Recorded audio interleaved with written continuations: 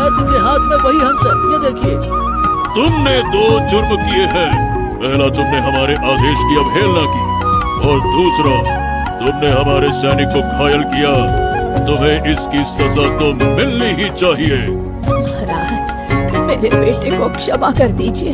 इसने जो कुछ भी किया मेरी जान बचाने के लिए किया। राजा विक्रम और क्रोधित हो गया। बकवास बंद करो। मैं इस पर किसी भी कीमत पर दया नहीं दिखाऊंगा। राजा विक्रम ने वैद्य की ओर देखा। और तू भी इसके जुर्म में बराबर का भागीदार है।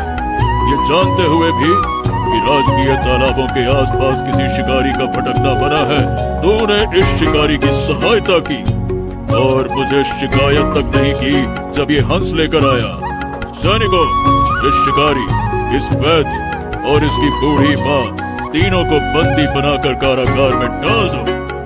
ले जाओ इन्हें। कुछ ही देर में सैनिक अर्जुन, उसकी माँ और वैद्य को बंदी बनाकर कारागार की ओर ले गए। राजा विक्रम उस औषधि हंस को अपने कब्जे में लेकर महल की ओर चला गया। राजा विक्रम सीधे राजगुरु के पास गया। राजगुरु, ये देखिए, जैसा आपने बताया था, सुनहरी किरणों से जगमगाने वाला एक औषधि दुर्लभ हंस।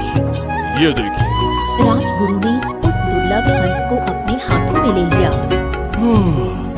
अब आपकी पुत्री का इलाज संभव है। सुनिए, आपको कल प्रातः काल तक प्रतीक्षा करनी होगी। कल प्रातः काल आपकी पुत्री के सामने मैं इस दुर्लभ औषधि हंस की हड्डी निकालूंगा, उसे पीसकर औषधि बनाऊंगा और आपकी पुत्री को खिलाऊंगा। उसके बाद आपकी पुत्री रोग से मुक्त हो जाएगी। राजा विक्रम की आंखों में आंसू आ गए। जब से हमारी पुत्री बीमार पड़ी है, तब से हमें कुछ भी अच्छा नहीं लगता। राजगुरु, हम बस चाहते हैं कि हमारी पुत्री बस जल्द से जल्द स्वस्थ हो जाए, बस। अगले दिन राजा विक्रम प्रातः काल ही उठ गया और राजगुरु को लेकर सीधे अपनी पुत्री के कक्ष में पहुंचा।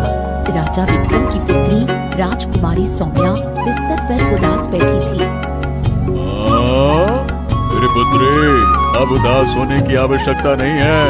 तेरी बीमारी ठीक हो जाएगी। ये सुनकर राजकुमारी सौम्या चौंक गई। लेकिन पिताजी, मुझे तो बताया गया था कि मेरी बीमारी का कोई इलाज नहीं है। अगर मेरी बीमारी का इलाज संभव है तो वो केवल औषधि दुर्लभ हंस से हो सकता है, जो केवल किस्मत वालों को ही मिलता है। उस दुर्लभ हंस का इंतजाम हो गया है बेटा। इतना कहकर राजा विक्रम ने सोने की किरणों से जगमगाते हुए हंस को दिखाया। ये देखो। अब राजगुरु इसकी हड्डी निकालकर तुम्हारे लिए औषधि बनाएंगे और तुम स्वस्थ हो जाओगी। राजगुरु मुस्कुराए और जैसे ही हंस को अपने हाथों में लिया।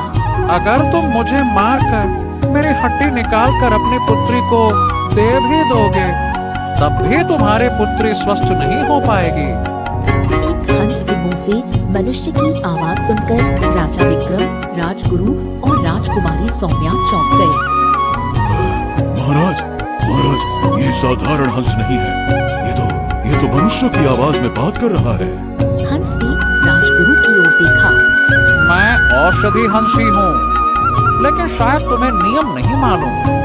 नियम के अनुसार जो भी मुझे पहले पकड़ेगा, मैं उसी के काम आ सकता हूँ। मुझे पहले पकड़ने वाला एक शिकारी था, इसीलिए मैं उसी के काम आ सकता हूँ।